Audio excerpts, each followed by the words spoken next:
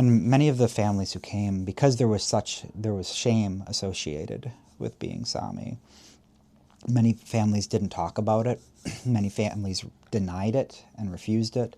I've heard stories from people I know who, they construct elaborate fantasies that our people came from. We weren't Sami. We were just from Arctic Norway, and we were definitely Jewish. And of course, there were people found out when they did their genealogy, oh, this is probably not actually the case, because they're all from Sami families, right? I've heard other stories of people who,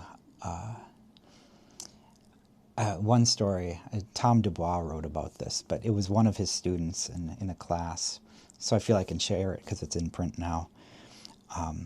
They were going home for a Thanksgiving break in November, and he sent the students home, and he said, he was teaching a Sami culture class, and he told them, I want you to go home, and when people say, what are you doing at the university, when your grandparents say that, you say, I'm taking a class on Sami culture, and I love it. You know, be proud of that. And so there was this one student who did this, and grandfather asked, what are you learning at the university? I'm learning about Sami culture. And the grandfather got this look on his face, very stern and withdrawn suddenly. She knew something was wrong. And then the next day, he called her and said, I've got something to show you. And he walked her down into the basement.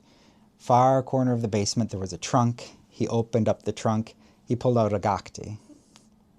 Okay. And he said, I promised myself I would never share this with anyone.